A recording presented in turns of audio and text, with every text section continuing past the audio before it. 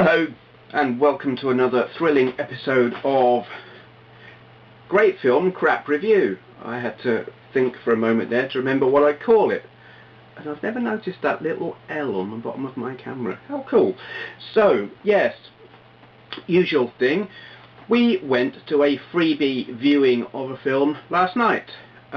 We saw Unstoppable, again having to think what the hell did we watch, starring Denzel Washington and some other people whose names I can't remember or didn't know in the first place, and I'm too lazy to look up.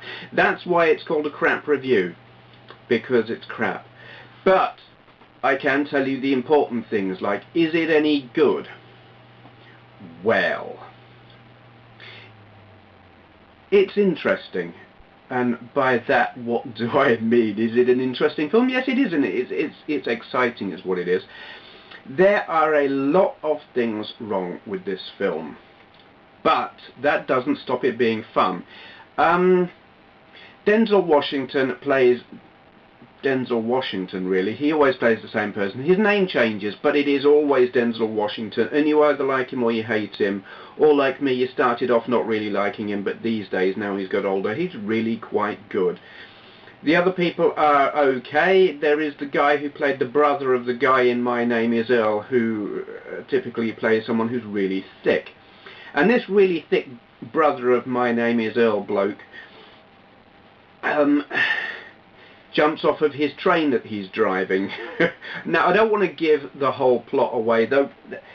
How much of the plot is there to give away? The idea is, there is this train, it's got lots of explosive crap on it, and it's got no one on board, and no one to stop it, and it is going quickly, and probably going to crash and kill lots of people. That is it. That's the whole, you know, big spoiler. Sorry, you probably got the whole of the script just watching the adverts on the telly.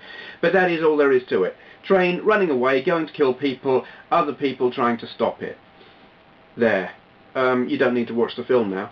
But no, there are faults with it. The thing with this film, it is like a lot of the films that Denzel Washington is in just lately, like the Taking of Pelham, what do you call it? 1, 2, 3, I don't know. Yeah, it's exciting, but it is ridiculous. There are things that happen that, if you suspend disbelief, you think, wow, that was dramatic. But if you look at them realistically, as if that was happening in the real world, you think, that was really, really, really stupid. Like, I'm not going to give you the exact details, but like, okay, they've done this thing in the film where if it happened in the real world, and really in the film they should have been thinking as well, we're going to do this thing, it's going to make something very big and very dramatic happen, something very, very dangerous. Let's all stand right next to it. You know, silly. Yes, or here we've got this situation in this town, we've got this part of the town that is very, very dangerous part of town. Let's run a really dodgy railway right next to it and put a sharp corner. You wouldn't. It's stupid.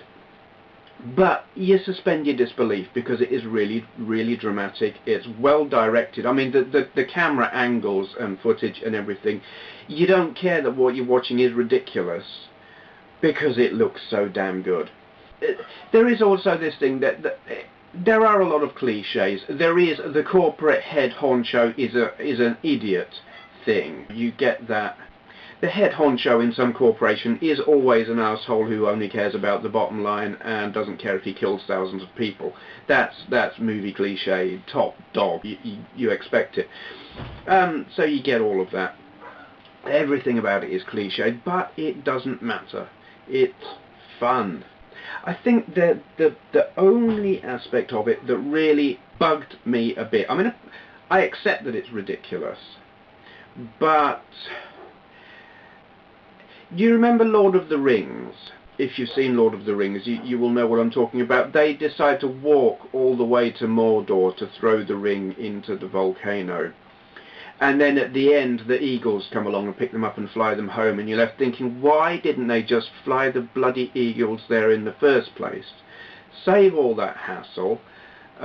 It's got an aspect, it's got a bit of that about it, which does kind of make you think, what were they thinking of, you know? Is it worth seeing? Absolutely. It's fun.